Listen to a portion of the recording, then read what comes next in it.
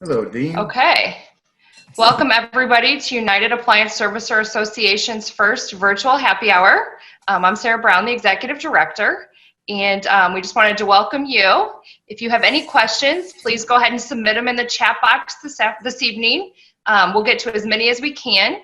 We'll be recording this session so that if you get dropped off or you can't stay with us, you can watch it later. And then Encompass would also like to extend a limited offer, which we'll send out later this evening for PPE safety kits. So they're $5 and they contain gloves, masks, and shoe covers that they're extending the offer to all the attendees tonight. Please feel free to email me at administration@unitedservicers.com. And now I'm going to turn it over to Dean Landers, our moderator for the evening. Dean? Glad to have everyone join us. So I'm going to introduce each panelist, and then I'm going to ask panelists to say, answer 3 questions if you can. How's your company made adjustments due to the COVID crisis? Have you had to adjust schedules, work structure, et cetera? And if so, what? And what's your biggest challenge? So there are your 3 questions. So first, I'll Besor Fayes, the Director of Sales from Reliable. Besor, can you answer those 3 questions? You're on mute. There you go. Still on mute. I absolutely can't answer those questions.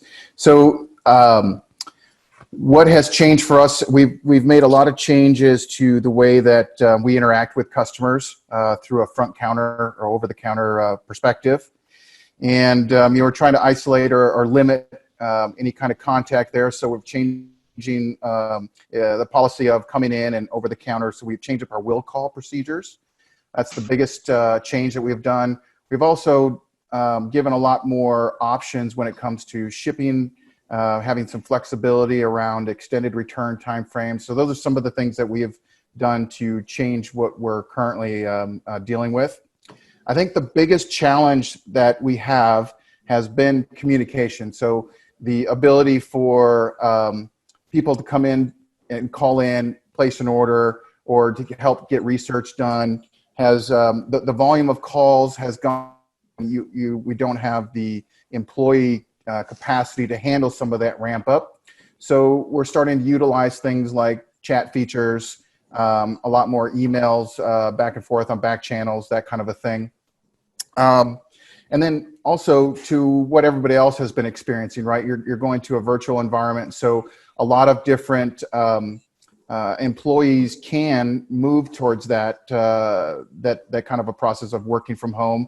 But the main technician, the guy that goes out, obviously cannot, right? So we do have, I guess the initial issue was actually having enough computers, having monitor stands, all of those very basic things you need to do just from a basic equipment setup standpoint.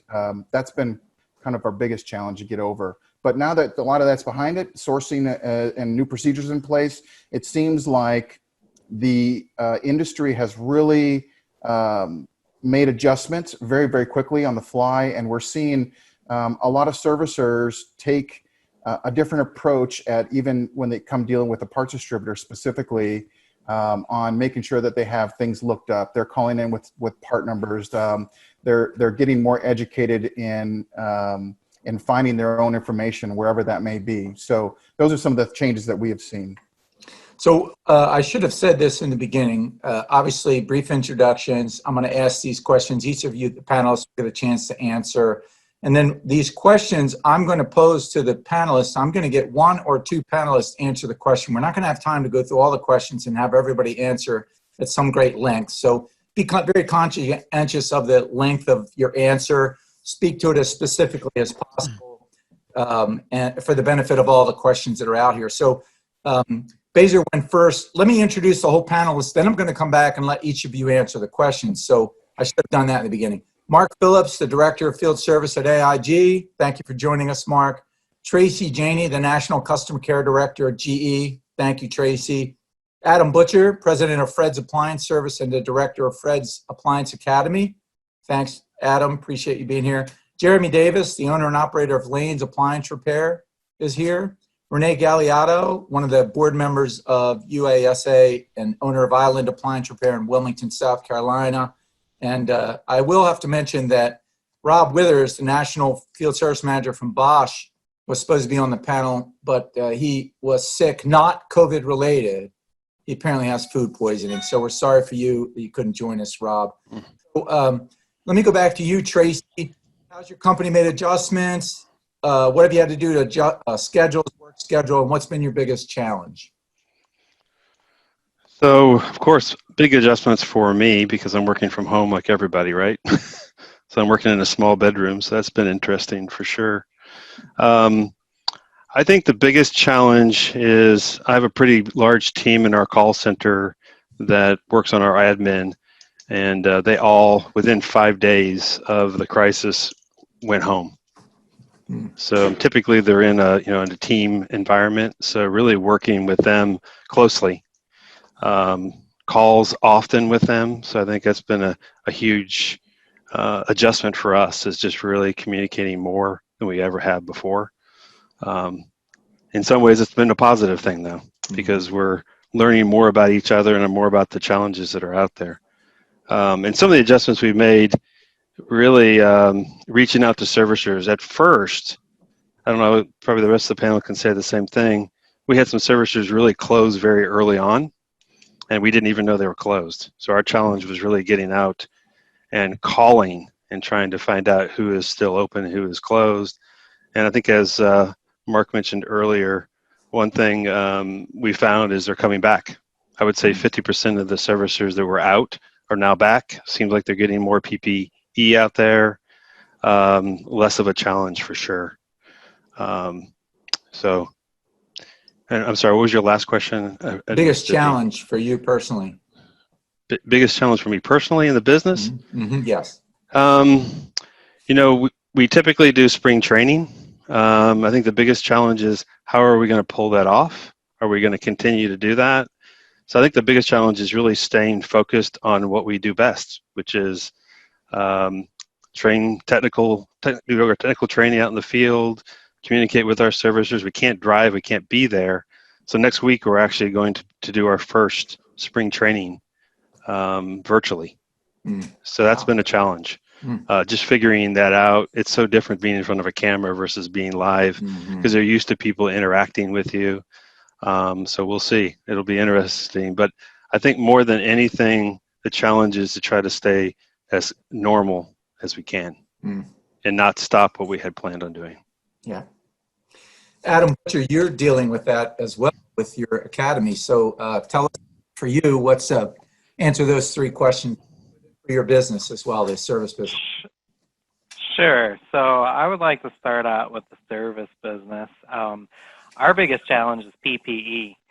So, we've been riding this wave for 5 or 6 weeks, and, we've had a lot of mixed information. There's still a lot of mixed information around PPE and specifically face masks and whether or not you should be wearing them in public. A couple weeks ago, I got very serious about it, and I really walked through the forest and really took a hard look at what it looks like being a technician out there in the field right now. And I've basically realized that we really need to look at face masks right now as issued uniforms. And we issue uniforms a week's supply. So what does that look like? A company averages 8 to 12 calls a day per technician. So that means they need to have a solid 50 masks. So I just procured 750 masks, so I have some in inventory. And just yesterday, I sent out and distributed 50 masks to each technician. I also issued 5 linen bags. So 5 linen bags, 1 for each workday of the week, and put 10 masks in each bag. So then that's their go-to for the masks. So then they can easily launder their masks once a week with the rest of their uniforms, and not have to worry about doing laundry a couple times a week out of the norm. And we've also issued a hand sanitizer, safety glasses, shoe covers, a tote bag to carry all this stuff in. We also issued hand soap and paper towels, because Obviously, we all know washing our hands is arguably one of the best things we can do right now, and we're trying to avoid using the customer's own PPE. So we're going to actually be taking hand soap and paper towels in with us. So navigating what it looks like PPE from our position as a field technician, that has been a huge challenge for us. But we have a great team, and I feel like they're all coming together, and we've all navigated this together, and we're going to get through it. So Yes, we will. Renee Galliotto, how about you, Renee? Pretty much the same as everyone else. With the PPE, we were fortunate enough that our trucks had a supply that we kept, and I had made up what I call OSHA bags for them sometime back last summer before any of this ever became a thing. And inside those bags, there were personal protective gear. So we kind of had a jump on it when it first began, and they had brand new face masks that had never been used that were able to be washed and reused if they needed to. They had safety glasses and gloves. Gloves were standard on the truck, booties were standard. So we sort of had a jump on it in that way. And when it first started to become, a noticeable issue where we knew we had to start doing something different, we just brought them all in. I told them, inside those bags is just about everything you need. So start using it right away. So, but we're doing some of the same things, as far as carrying in sanitizer and paper towels. And we were fortunate enough to have a supply of the sanitizing wipes and things like that. So we just made sure that they all had it. We met with them, and briefed them so that they knew what kind of steps and measures they had to take in order to keep their customers from feeling, vulnerable while they're in the home. Mark, let me come to you now. How about for you? What's changed for us is we managed to move, 200 staff out of the building, gave them all laptops. And we did it in 2 weeks. So that was pretty good, I think. And these are all call center staff. Obviously, we've got more staff that had laptops already. So just getting people to have the right bandwidth, the right internet, to be able to do voice over phone, those sort of things, take phone calls. And I think just the general challenges from a manager, from managing a call center staff to now managing remote. What we've really actually discovered is we will probably continue to have some staff remote, from a call center perspective. We'll rotate people. We've actually got a bunker up in, it's undisclosed location, but we actually have a bunker that if we ever go down in Jeffersonville, we can move up and put people in there. But obviously that didn't work because there was no room for social distancing. So the next course of action was obviously to send everybody home. Challenge-wise, I think communication. We've kind of held back a little bit on communication because I'm sure a lot of people here know that a lot of our work disappeared for 3 or 4 weeks. Best Buy stopped doing service, so we weren't sending out a lot of work. Now, obviously, they've come back. We've got a lot of communicating to do around what they would like to see in the home, what they'd like to see technicians doing and everything else. We use Constant Contact. It's been fairly successful for us. At least it gives us an indication of if the messages are being read, who's clicking on the links and everything else.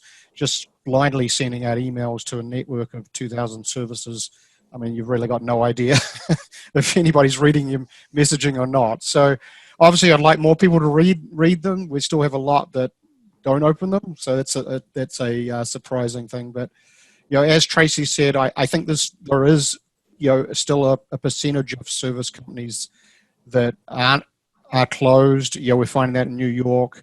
Obviously, we have consumer electronics work as well. A lot of those companies have closed. And a lot of those companies, really are older gentlemen, and maybe ladies, but, mainly gentlemen.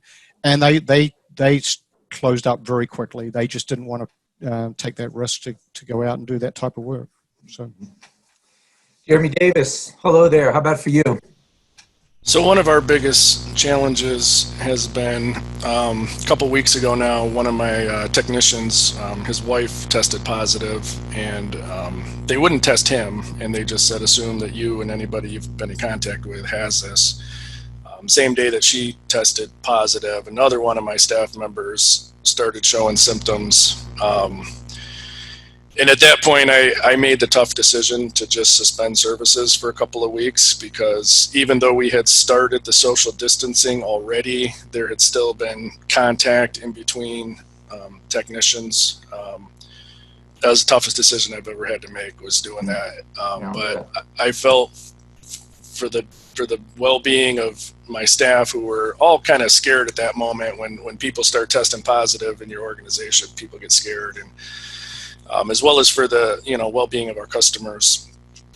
That's what I decided to do. But in the meantime, it's given me a lot of time to stock up on PPE and come up with a game plan. We're actually starting back up on May 4th, and I have a pretty good stockpile of PPEs at this point, and I'm actually going out tomorrow and delivering them to all of my technicians. And then we're really imposing social distancing with our customers and sending out emails, doing the questionnaires. We're going to do our due diligence as best we can, but that's been tough. And also, I have 2 new guys that started literally about 2 weeks before we had to shut down, and they're in training. So that's a tough predicament, because what do you do? Do you keep sending 2 guys into a house? We're gonna do it. We're gonna let people know up front that we're gonna send a second guy, and hopefully they won't have an issue with it.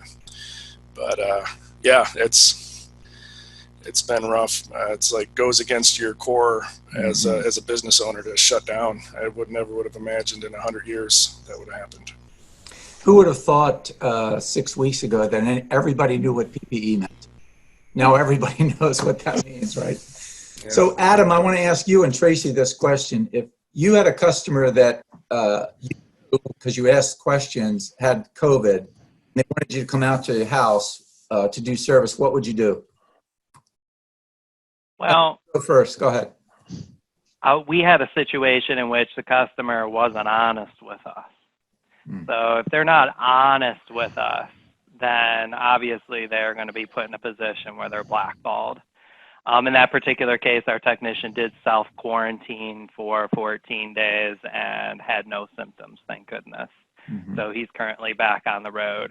But if a customer is honest with us, at that point, I would present it to a field technician.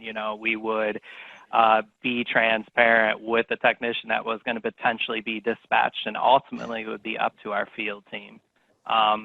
I'm really allowing our field team a lot of say, because obviously they're out there, and I'm giving them the opportunity to speak up and help us make decisions and navigate this. Tracey, what would you want your authorized service companies to do? So first of all, we ask the questions, of course, in our call center, to the customer. And if they're sick, we typically, depending on the situation, we send it to our medical team. They make a determination of, how long should we wait. Typically, it's 2 weeks. So we would typically send the call to the service center 2 weeks out, because we don't want someone to go in. Now, if it was an emergency, so I know what you're saying, like refrigeration, something like that, we are doing special things for consumers. We're buying small refrigerators in those times when we can't get out there immediately.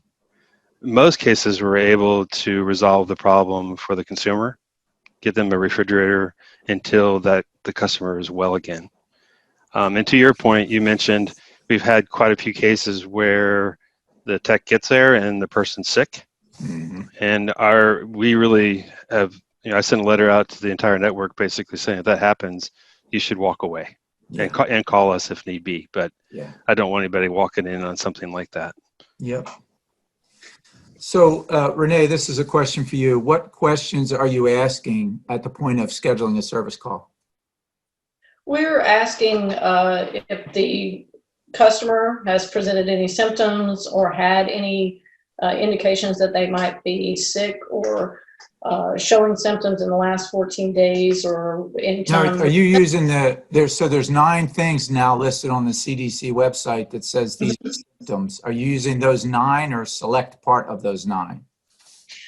Well, we're kind of leaving it up to, what everybody has learned over the course of this. So I wouldn't say I'm outlining anything for the customer, or just saying, if you're sick in general, or if you're presenting, because so many times we hear about people who are not necessarily presenting symptoms and that sort of thing. So, asking the questions is just I don't want to say precautionary measure, but it's basically what it is. You never can tell if the person is, a symptomatic person who's going to deliver it to somebody else. So we're trying to ask those questions, and if they've traveled, on any mass transit, airlines, things like that, have they been exposed to anyone who was suffering from COVID or have been diagnosed with COVID? And if they answer yes to anything, we go ahead and schedule them out 14 days. And, they've been receiving that pretty well. I haven't had any pushback.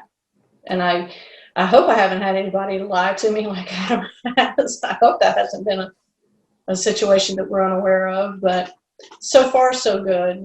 It's challenging, but I think because everybody's having the same situation, it's being received pretty well.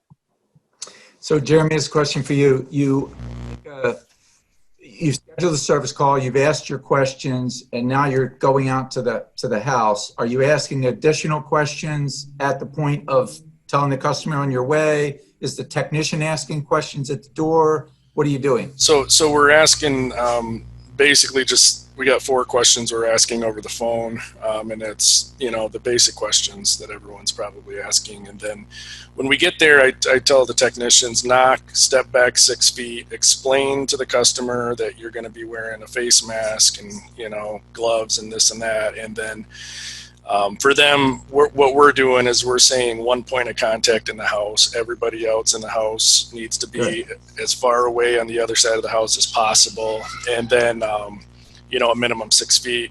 And I've told my technicians, anybody that doesn't want to follow these rules, just pick up your tools and leave and call me, and then I'll call the customer. We had one guy giving one of my technicians a hard time a couple weeks ago because he was wearing gloves, and I was like, that's stupid. Like, if he can't accept that you want to, and this guy has wore gloves as long as he's been with me, he just wears gloves. That's what he does.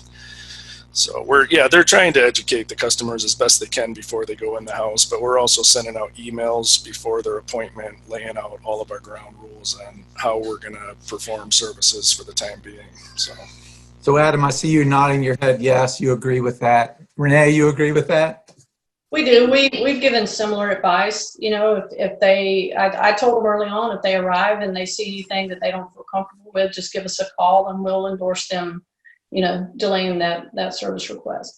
I don't think that it's, I don't think that putting my people in any kind of harm's way that I knowingly go ahead and do is good for anybody. So Sure. Yeah, we absolutely agree with that. Mark, what if you have a authorized service company and they refuse to wear PPE? Are you doing anything about that? Do you have any way of tracking that? Do you know that? You're muted, Mark. Mm. Sorry about that. Yeah, if they say they cannot comply with, kind of our mandatory recommendations, yes, we would suspend them at this stage because, we don't want to take the risk of sending anybody in the house that, we want to be able to give the customer that reassurance when that technician arrives. But having said that, we're also recommending you make the phone call and you tell the customer what you'll be wearing because, some customers are a little taken aback about, the technician coming in the full garb. So, and then, sorry, what the other question? Sorry, what was that? Was it? Part? That was it. That was okay. I thought there was a second part. Sorry, Tracey. What about for you? You have an authorized service company and they're like lax on it. Are you monitoring that? What do you?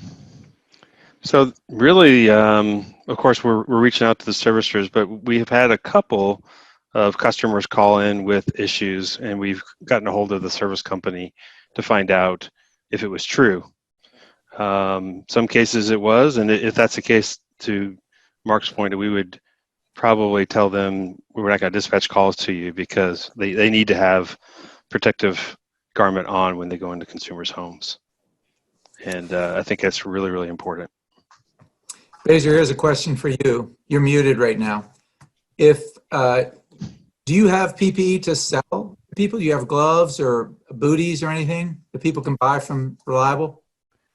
Yeah, so currently we do have a little bit of stock, but it's very limited, really just booties and gloves. We don't have any masks or any kind of face protection available. We are looking to source that and bring it in, but currently not at this time. So there are some companies out there that make face masks. My wife made me a face mask. I was going to wear it when I first got on, scare the heck out of y'all. Anyway, you can also buy logoed face masks, reasonable prices from a bunch of those companies, and they turn it around because these are little companies. They'll turn it around quick. And I don't know if you, Besor, can set that up. But how about parts availability? I think everybody's concerned because a bunch of the parts sources are shut down. The factories are shut down. You're not getting parts. So do you have a supply issue? Right now, we do not have a supply issue. As far as factories being shut down, really the only hiccup that we have heard out in the network is Whirlpool was shut down for a couple of days at a couple of different times. So their supply issues on emergency orders might be a little slow, but generally speaking, GE's done a really good job. All Frigidair's done a really good job. Bosch. We really don't have any supply issues right now. We're filling back orders. LG is really, really quick. We're getting stuff to customers in a couple of days. So no, from a supply standpoint, we're really in a very solid standpoint. Matter of fact, I was just talking about that during our executive call today, and we're at a very good position, 11 to 12 weeks deep on supply across the board. So from that aspect, we're in a very good position. What about the slowed down, Tracey? I'm going to ask you this too. What about the slowed down delivery process through UPS or the Postal Service? What are you doing about that? Or can you do anything? So not really. Yeah. We haven't really heard a lot about that. I don't know about you, Besor, but I haven't heard a lot about that. Although 5 weeks ago, we changed our third party in our parts distribution. You may know that. So we had a little bit of a delay because of the switchover, but hasn't been a supply issue whatsoever. I haven't heard of shipping issues from anyone. Well, from Amazon Prime, I'm used to getting things the next day because I want it the next day. Now it's 3, 4, 5 days. Next day means nothing. Really? Yeah. Besor, I get it next day. You must live in the wrong city. Well, they like you. They don't like me. That might be it. Besor, how about your customers? Are they complaining? Is there any issue? No, we utilize a broad source of shipping from regional carriers like OnTrack out in the West Coast to Lone Star, which is like Texas, Oklahoma. So generally speaking, no, we have had no hiccups and no extensions as far as shipping goes. I did have a brief hiccup in Northern California where some parts were taking 3 to 4 days to get in where it was normally next day. But once we shifted that business over to a local supplier, a regional supplier, it was right back to normalcy. So no, I haven't seen an interruption really at all from a shipping standpoint. Okay. I know the initial part supply issue was that Whirlpool had announced they were closing some warehouses to clean it, and they had said all their distributors had full stock. So, but Adam, you have parts drop ship right to the customer, right? Have you noticed that there's been a delay, Adam, in getting the parts to the customer? There has been very few hiccups. Okay. We have been very fortunate in that space. Very few hiccups for us so far. So Yeah, it seems that lucky. Whirlpool fixed whatever the issue was, so that's good. Mm-hmm. Yep. Yeah, it just took them 2 days and they were back shipping parts again. And the same deal here. They were out Thursday, Friday, and they had their late night crews back in on Saturday evening, Sunday, shipping parts and trying to do catch up. So they're doing a good job. Jeremy, have you noticed, obviously you're shut down, you're not open back up yet, right? Monday, we're starting Monday. services on Monday, yes. So what are you doing with your call volume now? Are you shipping it out to somebody else? Are you just saying we can't come out until Monday or what? So we had a couple of our local competitors that we're in good ties with that we were kind of referring some of our like landlords and stuff like that too. But to tell you the honest truth, most of the competition in our area is all shut down right now. So it's tough. It's tough for them, and it's tough for us because I'd like to just at least be able to give them someone to help them out in an emergency situation. But no, there's not. So right now we're just booking calls out into next week, and that's kind of just the way it is, unfortunately. Renee, have you noticed a call volume drop, or what's your call volume been the last 5 weeks? Initially, we saw the call volume drop, and it's hard to say too because we are a tourist town, so this has cut out a lot of that. So we've seen it kind of fluctuate, but overall, it's holding pretty steady. So I've heard a lot of people say they lost 30% or more, and I haven't seen that so far. Tracey, are you seeing that in your call volume? If you look week to week, we definitely saw a drop in volume. But currently, for this month, we're actually about 4% below our typical volume. So we're coming back. Was that coming back from the last 2 weeks? Because I know the first 3 weeks were really bad, and the last 2 weeks, it seems everybody's telling me it's picking up. Yeah, it tanked for a couple, like 3 weeks, but now it's starting to really come up. The volume is increasing. Like I said, this month we will actually probably break even. Right now we're 4% down, but we still have a couple of days left. We will probably make up that volume. Besor, do you know any technicians that come in and do business with you, any companies that have given their staff a chance to take leave of absence, pay time off, or that they let them stop for whatever reason? I don't know the details, whether or not they're allowing their people to, are on paid. I don't know that situation. But yes, I can say that a lot of our customers have let 1 or 2 people go on vacation or on a certain couple week leave. But I am hearing this week that a lot of those people are coming back this week, and that a lot of companies are starting to ramp up. So from a just looking at a sales perspective, I can definitely tell that impact is coming back this week. Adam, have you noticed that? Have you given your staff a chance to take time off if they were nervous about it, or have you had the work? Go ahead. Yes, we do. I mean, I've been open with our entire field team, really right out of the gate. And again, if you aren't willing to run service for us, contact me so we can work out options. So we do have one field technician, the technician who's been with us the longest. He is over 60, and he's elected to sit out because he's in the high risk category, and I'm in full support of his decision. So, it really comes down to, again, letting our field team and our team as a whole really navigate this together. Are you paying him while he's off, or did you lay him off, or is he just taking off without pay? He's currently what I would consider furloughed. Okay.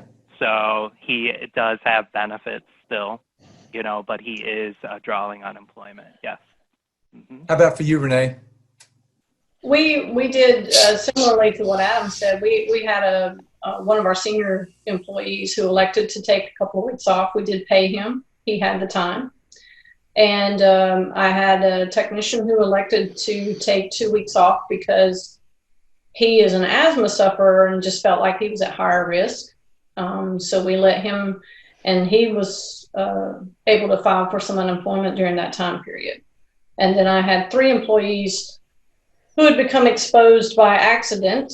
Nobody does it on purpose, but they came into contact with it. So we did a 14-day quarantine on them, and were able to get them either aligned with some unemployment, or we went ahead and paid them to supplement. But it's early on, I went to them and said, here's the options, should what we're doing go south and it's just unpredictable. We just don't know, how much it's going to hit North Carolina, or, how much we're going to avoid. So I made them aware of their options pretty early on so that it wouldn't be, just popping up all of a sudden and they don't know what to do. So, Mark, if somebody, one of your authorized companies was not wanting to work, would you fire them or discontinue your relationship with them in the midst of this because you have customers that are screaming at you to get their products solved? No, not at all. I mean, I think we've got plenty of coverage. I mean, we've got in most towns and cities, we've got perhaps more than one. So, it would depend on the location, but I certainly wouldn't fire them because I'd want them to come back. So, and I assume we don't fire anybody. Tracey, that's your same answer too, right? You're not firing anybody. Absolutely not. No. Yeah. We haven't, as Mark said, we haven't really had any gap in coverage. We've had options and been able to figure it out. I would add that most of the servicers at the first portion, I would say 30% of their techs were out, is what we were hearing. But that's increased. It's not near that now, but at one point it was probably 30% of their capacity was gone. Jeremy, would you do the same thing now, knowing what you know that you did then? Would you so we kind of, as soon as this all came up with the people starting to test positive, and Michigan also was a real hot spot at that time. And I kind of threw it out there to my staff. We did a staff meeting or a Zoom meeting, and I kind of gave everyone the option what they want to do, and pretty much everyone said we want to take a couple of weeks off, ride this thing out, see what happens, and so that's what we did. So did you pay them? Is this paid time off? Were you using their leave, or did you just? We did a furlough. What? We did a furlough. You furlough. Okay, yes. So they kept their benefits, but you didn't pay them. Yep. Nope. Okay. They're still keeping their health insurance and everything like that. So, yep. Other than that, they're furloughed. So, Adam, this is a question for you. If one of your technicians came to you and said, I don't want to go into Mrs. Jones' house, I'm at her front door, or to your managers, are you saying you have to go in, or are you giving them the option? You're calling Mrs. Jones and saying, we're not coming for, we're going to have to reschedule you. Technicians, really prior COVID, they have full reign to leave any house for really any reason. So now that's even more so. So they're our eyes and ears on the ground. We are going to trust their judgment out there. Of course, picture documentation is always great, but in this particular case, we may not be able to take pictures. But it really comes down to listening to our team. Obviously, if we had a team member that was suspect of abusing that policy, they would show up outside the bell curve. They would be irritating the office, and we would start investigating. But our technicians, practice that sensibility, and I trust the team in that space. Yeah. So it really comes down to their gut. Yep. And we do the same. Somebody's texting me and saying I should answer some of these questions too, since I own a company. But I have the panelists. I feel like I need to use you guys. But we ask 5 questions, just so you know. We ask also if they've been to the tri-state area, New York, New Jersey, or Connecticut. And if so, we won't come there for 14 days. That's the 5th question that we ask. And then we ask, or also tell customers when we're on our way, that we require 6-foot social distancing, and we only want one person to interact with the technician while they're in the house. And the technician will use their sink to wash their hands when they walk in and when they walk out. And I know some people, and if somebody objects, we're not fighting. We're following the customer's lead, but we do make that more as a statement than as a question. So, Renee, did you write out a protocol? Adam, by the way, I love your protocol. You put that out there for anybody that wants to see it, right, Adam? But Renee, I don't know if you saw his protocol. Do you have one that you use? We did. We wrote out a protocol, just within our company, and I posted it all over the office, and everybody got a copy. So, they were aware of what we wanted them to do and how they were to conduct themselves. And, we've added things to it as things changed. And, so far so good. I know my area has not been hit as hard as some other areas. So, we've had a pretty smooth time dealing with everything so far. But yeah, absolutely, we had a protocol. So, Besor, did you write out any protocol to send to your customers? Because a lot of small guys don't have protocol. I want to ask Mark and Tracey the same thing. Besor, so I'll ask you first. Did yes, absolutely. Protocols for guys to use? Absolutely. We sent out, matter of fact, we did a mass emailing to all of our customers especially when you're restructuring the way that customers interact with you. You got to set guidelines and protocols. So yes, through internally the company, we had to, reset all of that and send something out to everybody. And then also we sent communication out to all of our customers, and we called all of the customers that interact with us the most to give them the new guidelines. How about you, Mark? When the agent takes the initial phone call from the customer, they are given a list of questions. Then we're obviously encouraging the service company to ask those same questions, and we're encouraging the technician to ask them as he's driving to the house. Well, not driving to the house, but making that initial call to say he's on his way. So, we're trying to get it as many times as possible that they're asking the questions and telling them what's going on. Any other protocol? Just a couple other ones I would mention. We're suggesting that the technician would set up some sort of workspace, some sort of markings in their workspace so the customer knows, the 6-foot rule, cones, or just anything that they can use. Cut a couple of tennis balls in half. Just some markings, just in the laundry room, the kitchen, or whatever, and say, hey, this is my workspace. This is where I'm going to be. That sort of stuff. So that the customer's aware and they can stay back. And I think Tracey or someone else mentioned just having the one person there, encourage anybody else in the home to move to the bedroom or anything like that. So Tracey, let me follow up with you, Tracey. But first, a question came up about charging hazard pay. And I am diametrically opposed to that. We're in a crisis right now, and I don't think it's right to extort money from people.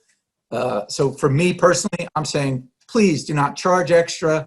Everybody needs to charge what they charge. Obviously, the manufacturers, because there's an extra cost to us, obviously for the PPE. So it is a legitimate cost, but I would hope you're not extracting extra money from a customer to pay a technician, because I get it. We're essential services. Nurses and doctors don't make more. Okay, I'll get off my soapbox. Tracey, can you answer the question about protocol? Yeah, so we sent out a protocol as well to the network early on, walking through the same steps everybody else is talking about. I do want to make a comment, though. We are starting to get our QoS numbers and NPS scores in, and the network numbers are through the roof. So all the things that the service companies are doing and the manufacturers are doing, asking these questions, the customers are really reacting to it. So I think that's a great message for the network, because the customers are noticing it, which is really awesome. I was wondering about that, whether or not it would go down or they would go up. Yeah. But they're skyrocketing. I thought they would go up too. Ours have gone up. Yep. Jeremy, what are you going to do if one of your technicians goes in the house and a customer won't honor the social distancing or won't honor something? What is the technician's permission to do? Get up and leave. We're making it very clear over the initial phone call, and then we're sending an email, and then we're also having the technician lay down the rules when he gets to the house. So no, he has full permission to get up and leave. It's not a game, and we're not going to play that game. So that's how we're doing it. Renee, are you insisting that your staff wear the PPE? I know Adam's laid down a heavy law for his people because he's decided that's important. Are you doing the same? Well, we've advised our technicians, because somebody earlier mentioned customers not being comfortable with you showing up in all the garb. And so we discussed it as a group early on. Some of them were in favor. Some of them said, no, I don't want to show up to the door, masked. So they ask on the way to the home, I have, and this would be like the third time that a customer would be informed that we have it, and we'll comply with whatever their wishes are. So some people are fine with you not. The gloves are mandatory. The only thing that I give them an option according to the customer is the face mask. That's it. So we had a question come in about call volume mix. So a lot of us that do, now I do very, very 1% warranty. So for those that are companies that I'm familiar with that have a warranty and COD mix, I know their COD volume has gone up while their warranty call has gone down, particularly the first couple weeks. Adam, have you seen that? We saw a dip when this first started, but it's hard to know for sure if it was because of this or if it's just general first quarter of the year in the Midwest. We generally see a dip. But when it comes to call volume in current state and over the past couple of weeks, I mean, it's been pretty solid. So, you know, we're seeing pretty level call volume right now. But like I said, we've seen weird dips where it's like, oh my goodness, you know, we're not 100% tomorrow, but it's just very sparingly. So, and I wouldn't say it's out of the norm for this time of year. Tracey, for your network, what protocol do you think is most important for the in-home technicians? Is it the booties, the masks, the gloves, the washing the hands? What's most important? I would say from a customer's perspective, it's masks right now, more than anything. To be honest, that's what we're hearing the most from a call center agent is a mask. I think it's one of the most important things. Gloves probably, but the customer doesn't see the tech cleaning their hands necessarily. So obviously that's an important piece as well. But for a customer, it's the mask. And Adam, I'm going to plug you again. Your video on putting the gloves on is very special. Anybody that doesn't know how to put them on, because most guys rip it off and they expose their hands. So you should go to Adam's website and check that out. I don't know. So Tracey and Mark, as part of your protocol, you know, a lot of the guys don't know how to put on the gloves and take them off without exposing themselves. Washing the hands becomes really important. Are you guys stressing that, washing the hands? In our protocol for us, we have, yes. Mark? Washing the hands is very important. Yep. Yeah, I believe it's critical. You know, definitely set up some sort of workstation or wash station inside your van or whatever, and you know, water, soap, or wash your hands in the customer's house. Let the customer open the door so that you leave. You know, but I also think, you know, sanitizing the handles, everything in your van, all your tools, all that stuff. I mean, you've just got to keep safe out there. So somebody asked the question about technicians finding out they can make more on unemployment than they can working for you. What I found is that if that's the case and you have work and they won't work, and so they quit basically because they won't come to work, they're not going to collect unemployment.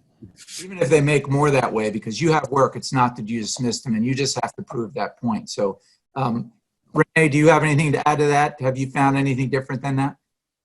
I've not, I haven't had the issues, to be quite honest, to have to deal with it. The one employee with the asthma, he called us and said, "I'm ready to come back." He just kind of came to it on his own. We told him to take all the time he needed, but he called and said, "I'm ready to come back." So with that one, and then the ones who were 14-day quarantine, they came back, no problems, and the senior technician who elected, he came back as well. So at the moment, I'm fully staffed, and we're just fortunate with this particular situation not to have the issues that some other people are dealing with.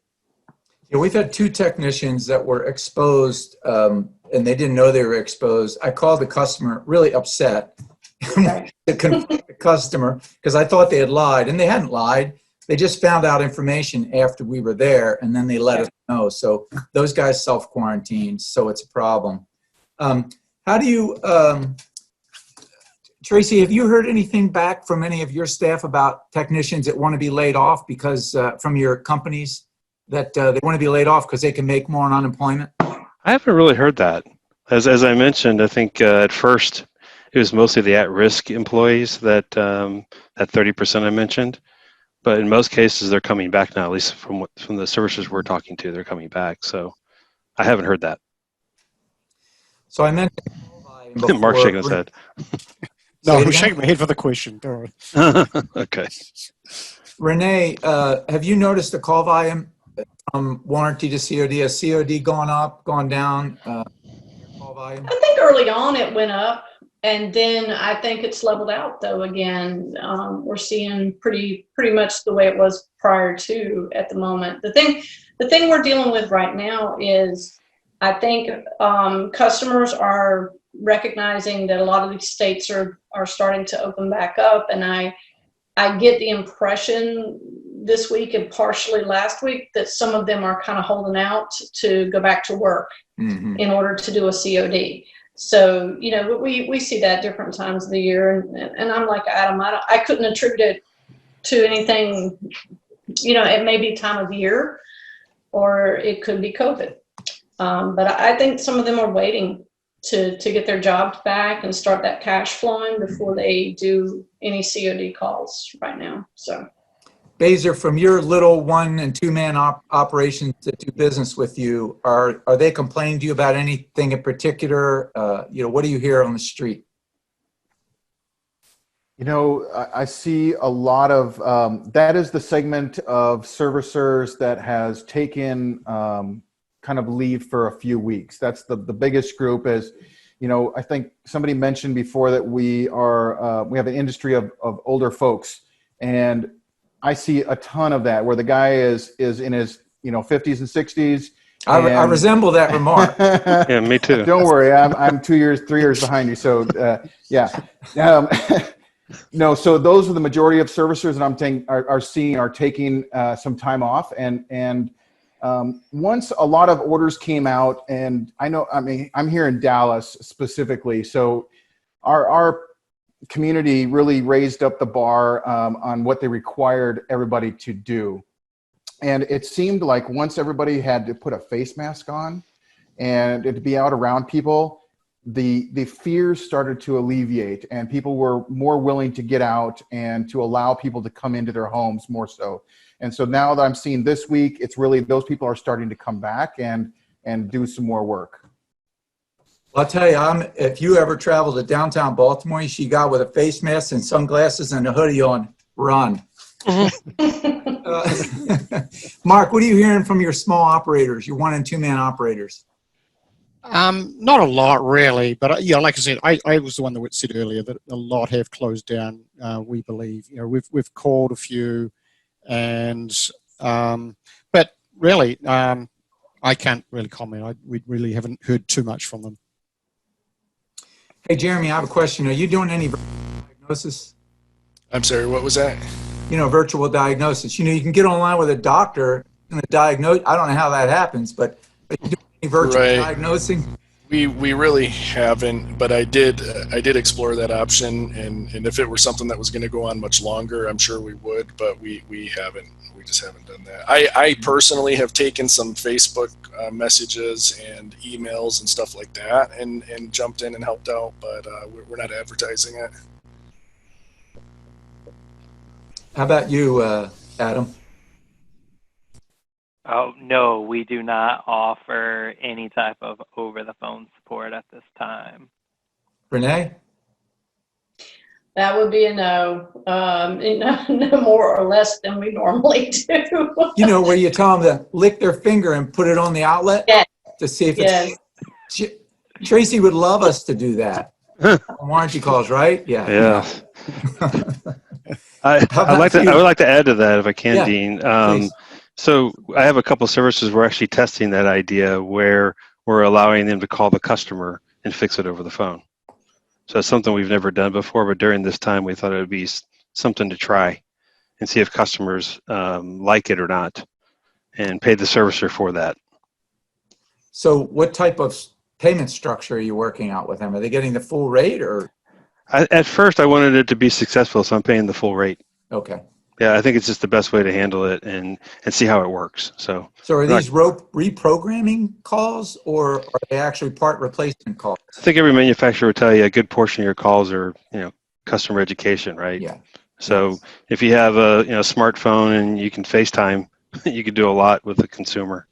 So I think it could be successful. So I thought we at least give it a shot anyways.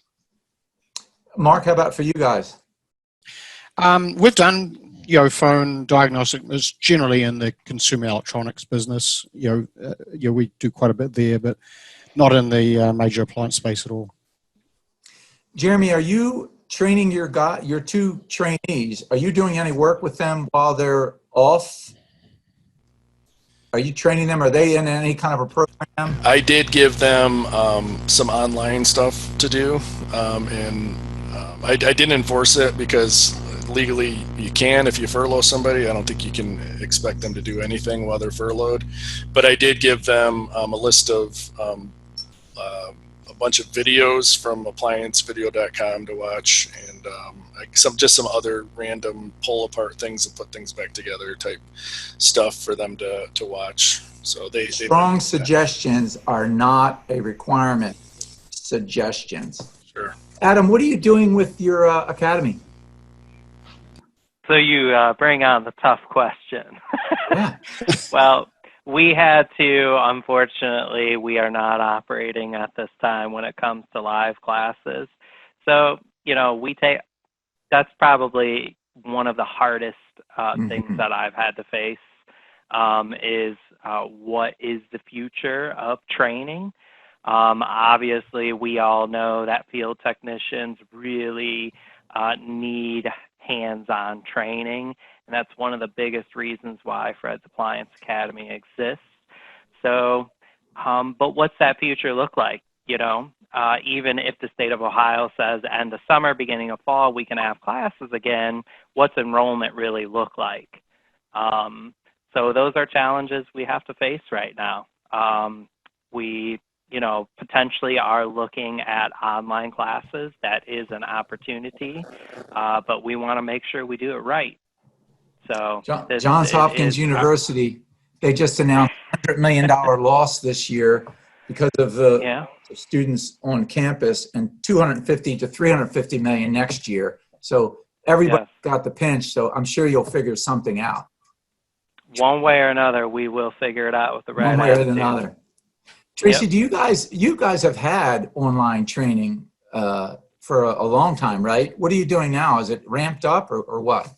Yeah, so actually we have two teams, one for independents, one for factory service, but we are now in the midst of doing live training. As I mentioned, we're going to start next week doing our spring training on our new front load laundry. So we're going to ramp it up. It's I think with every manufacturer, we don't know what the rest of this year is going to be like. So we may have to do online training for the rest of the year. So we like to do in-person training. It's much better. But unfortunately, we may have to do the online training for a while. Has anyone, Mark, I'll direct this to you first. Has anyone heard of any companies requiring a disclaimer to be signed to say that these questions that we're asking are verified with some kind of a legal document that the customer has to sign or email before you'll go out? You cut out a little bit there, but I assume you asked if anybody's asking for any disclaimers that the questions are being asked. Right. Well, a disclaimer that the customer has answered no to all the questions, so that you've got now this legal document that exists between you and them, that if something showed. Right. Yep. No, I have not heard of that. I mean, I do know there are companies out there that do use some sort of disclaimer, for damages and stuff like that. I've seen those every now and again, but I have not seen anything for this particular case yet. And I'm going to say yet because I think it's something that may happen. Besor, are you hearing anything from your guys that from your customers that they're requiring a disclaimer? Have you heard anything about a disclaimer from anyone? No, we have not. No. I've not Jeremy, even heard that topic come up. You have had it come up? I've not heard that topic come up. No. Okay. Jeremy, have you, in the fear, because you've been shut down, do you have thoughts of initiating a disclaimer at all? No, but I mean, we do record all of our phone calls. So I guess, I mean, I don't know what you could do with a disclaimer, even if you had it, but I don't know. Have you heard of any legal reasons that would, I mean, I'm not really sure what you would do with it, even if you had it personally, but that's just me. Well, it was a question that came up because legally, the questions that we ask, like Tracey, you can address this too. The questions that we ask would have been illegal 5 weeks ago. Yep. Now I get to ask them, right? Yep, you're right. Mm-hmm. So I'm not sure, but I would suspect a disclaimer would be along the same lines. In fact, most of the things that we're asking people, all those 5 questions that we ask are illegal. So, yeah. Legal's off the table these days, it seems. So let me get to the PPP. So we don't have attorneys on the panelists, and I know I've sat on plenty of other Zoom talks where people talked from a legal standpoint about the PPP, the Payroll Protection Plan. But Jeremy, you were shut down. Have you applied for the PPP? Have you gotten the PPP or the EIDL or anything? I did, and actually I just got notice today from my bank that we can go in tomorrow and sign our closing documents for that. Yeah. Yay! Okay. That's awesome. Yeah, it was tough. It was a long road to get there, for sure. And that's just the PPP, right? Not the EIDL. Yep, the PPP. Yep. Yes. Adam, have you applied? I have applied, and it's still pending. It's been a long, long road, a lot of red tape, and a lot of issues with the banks actually understanding what's going on. Yeah. A lot of issues with the SBA portal. Obviously, all government websites are being taxed right now, so it's all pending. Yep. Jeremy, was your bank a little bank or a big? It was a big bank. It was Comerica, and one issue they had is they didn't even start taking applications until a week into the process. Yeah. But fortunately, my independent bank manager jumped in right towards the end of the first round and really got the ball rolling for me. And fortunate for that. Renee, did you apply? Have you been funded? What's your status? We elected not to apply, and thought about it, and several people who were familiar with our company, my accountant called me and asked me were we going to, and offered to help, and one of our bank officers gave us a call, but we elected not to. Our volume did not take a hit as so many others did, and we really felt like other people needed it more than we did, and so we were just gonna not. Good for you. So we have not. Tracey, do you hear of many people that have gotten the PPP in your network? I have not. It's not a question that's, or no one's even said anything about it. So, Mark? I've not heard it. I haven't heard. I've heard of people having problems getting it, but that's through personal contacts, really, not through the network. Yeah. How about you, Besor? Have you heard of anybody? No, I'm really in the same boat there as Mark. So we did apply. I know my son-in-law has a business applied, and Renee, I was funded, but I was way overfunded, and so the way the loan works is you can pay it back in 6 months without any penalty or interest or anything. You don't have to make a payment until 6 months and 1 day, but any portion of it you can pay back and only leave out whatever portion that you need. The criteria, they're saying it's a forgivable loan. They haven't even established the exact criteria for what's going to determine if it's forgivable or not. I know this 75% has to go towards payroll, but the quarters that you sent in, because you have to send 4 consecutive quarters, that's going to hinge on what you sent. So if you've applied and you've gotten the money, Jeremy, make sure you're in tune with your accountant and your attorney on that, and put that money in a separate account and only use it for those pieces that they identify you can use it for. And I'd say the same thing to you, Adam, if you applied and you get funded, be very, very careful. Besor, I tell you to make sure that anybody that talks to you that is funded pays attention. Tracey, have you given, you or Mark, have you guys given your network any kind of legal suggestions? I guess you can't do legal, but any kind of talk points on that, on applying for the PPP? We have not. Neither. I haven't brought it to my legal. I'm sure they'd say no. I'm sure they would, yeah. Just being honest. I can hear them from here. Yeah, I can too. Exactly. So, Jeremy, when did you apply? So it's funny because I, probably like most of the rest of everybody out there, I started researching a week ahead of time, getting ready for that April 3rd date. And then I sat there hitting refresh, just waiting for my website or my bank's website to get up and going. But I didn't finally end up applying until the Wednesday it was a week and a half after the thing went live. So this is like April 5th? April 6th? No, the next week after that. So it went live the 3rd, and then a whole week and a half later was when I finally got my application in. And it was literally the day that they stopped funding it. Some people were actually able to make application on the 30th and 31st. I don't know how that worked because it was bank specific. My bank, I couldn't make application till the 2nd or 3rd. So good question. Is anybody financing customers that can't pay? Are you allowing, because obviously we have 22.5 million people have filed for unemployment. What are you doing with that? And are you still taking checks? Because we're going to have a high number of people that can't afford it. Renee, I'll ask you.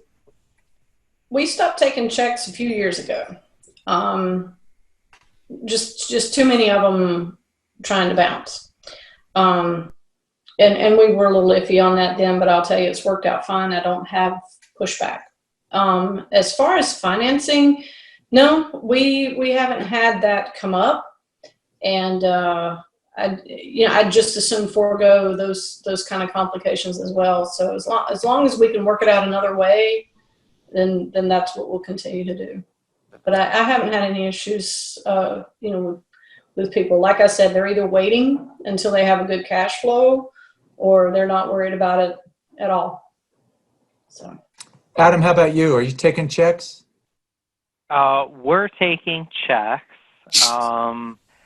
The only thing we've had an issue with is credit cards. So we had a customer pay a bill with an American Express, and she stopped payment on it, saying she didn't receive goods or services. We had one trip out, fixed it first trip, 100% COD job, had the part on the truck. We provided all the documentation, the text messages, and the truck's GPS, and a picture of the washer, and a picture of the model and serial number tag, and all the documentation, and they declined it. And it came down to American Express grinding their heels and saying, you don't have a signature. So we have a stay on customer signing iPads right now. Obviously, that really grinds me, but I'm not going to lose sleep over $300. It's an isolated incident. It's more principle for me. I really think it's unfair that that customer can get away with this. And I think it's unfair that American Express isn't taking this under consideration, because we also explained, like, we're not having customers sign. So, it's an isolated incident. I'm not trying to raise alarm bells, but I do want to caution you all that, you could experience people doing that kind of stuff to you. Don't get too upset. Just it's cost of doing business, and we'll get through this. I sat in a conference. Take it too personally. Adam, this will help you. I sat on a conference with an attorney, I'm from a major law firm, and they said if you ask the customer, you don't want them to touch your iPad just for a social distancing standpoint, but you ask them if you have their permission to put an X mark on their behalf on the ticket, it becomes a legal agreement. You just have to document that you asked them. And if you put PVR, it's legal. Your X for them having asked the question is legal. Tracey, do you know, can you confirm that? I'm sorry. Can you say that again about? Yeah. So I sat on a conference call, and they said that legally, if you ask the customer, you don't want them to touch your iPad because of social distancing, do you have permission to put for them on the iPad as their signature? I was told that that's legal. From our perspective, yes, it is. It's legal for us. Yes.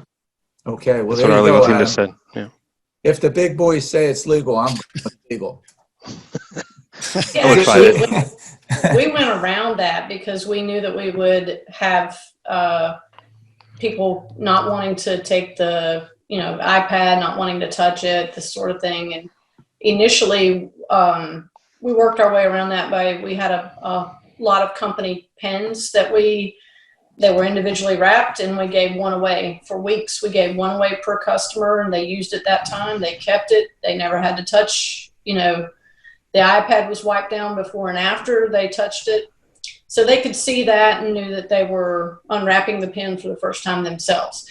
Beyond that, we we instructed the technician that when he gave the estimate, he would send an email immediately detailing the estimate and do they agree to these charges for service, and they would have to okay it and email it back. And we documented that, kept it in lieu of a signature. How it'll hold up if they pushed it, I don't know, but that was our way of having them agree to the charges. So a question came in about financing customers. So here's my that cash is king and high ARs kill companies. So if you want to kill your company, let your ARs run up real high and finance your customers, and you'll be out of business, and all your competitors will thank you for having done that. Adam, you want to add something? Yeah, I do. I wanted to add PayPal. So every single person watching this conference call right now, or social hour, you can sign up with PayPal as a business, and customers can pay you with PayPal. And as long as the amount exceeds $99, they get 6 months, same as cash. So that is an opportunity that each one of you can take that's on this call. So we're in the process of setting that up now, Adam, so thanks for that plug. But let me go to this. Financing customers, if you allow a bill to happen and you don't have a legal agreement between you and the customer, that is actually a gift to the customer. It becomes a loan without terms, which means they could say, well, I decided I'm going to pay you back in 15 years. I'm going to give you $1 a month for 15 years, and there's nothing you can do about it. So you can give calls away. You can, and so everybody should, right? We all should have charitable hearts. Give a call away. You have somebody that's, a frontline worker, whatever, the circumstances. Give it away, but don't make it be an AR and finance it. You have to have money to run your businesses. Don't be fools. You want to amen that, Tracy? Yes, I agree. 100%. Besor, are you letting your customers run up high ARs and you're letting them know? No, to your point exactly. We are being very, very flexible with servicers because we understand the current situation that everybody's in. So do we allow people to get up to the top of their credit limits? Yes, absolutely. If they are a good paying customer and have good history with us. We are not allowing much leash, so to speak, if the customer has had a checkered past with us as far as payment history goes. And then we're also, through our bank, which we bank with Chase of America, JP Morgan, they have some solutions for people. And so we offer those solutions as far as credit lines that you can easily apply for and get. And we send links for paperwork, things like that. Also, to Adam's point, we give them the PayPal option as well. So we're trying to give solutions to people who are tight at the time. Jeremy, as this economy reopens, as you're going to go back May 4th, are you going to do anything differently in your business that you didn't do 2 weeks ago, 3 weeks ago? Well, to your point with the financing, we have a lot of landlords and property management companies that we do work for, and we historically have always billed them, but I am kind of reevaluating how we're going to handle that. If we're going to demand a credit card up front, because they're in the same boat as all of us and they're not getting rent, and, they're going to have to cut expenses, and I don't want that to be me that gets the shaft on that deal. So I am reevaluating that and looking into how I want to tackle that, but it's probably going to be keeping a credit card on file, bare minimum, even though we may lose some contracts because of that, because it's tough to say we don't trust you anymore, and it's not that, but you gotta look out for your bottom dollar. So we have a very low AR, to your point, and we have several companies that have had long-term. We probably have 200 open accounts that we make go through a whole bunch of iterations before we'll open an account with them, or we'll let them open an account. And 2 of them, good customers, but their AP departments are shut down. They're not working. So we haven't gotten paid. So we went through all our accounts receivables companies that we give credit lines to, and we just put them in 3 categories.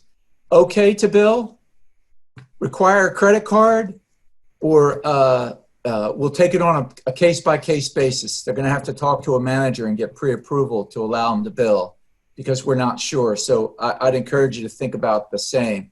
So how are you picking that? I mean, how are you choosing who goes in what category? Their history? I had my office manager sit and run through the whole list, looked at pay periods. She actually looked online. A lot of them have information online, some of these big companies, to say, you know, we're shut down. We're not even operating remotely. Which, by the way, in apartment rentals, I was reading that 33% of landlords or property managers did not get paid for the month of April. 33%. I don't know if that's fake news, but that was the number I saw in the Wall Street Journal.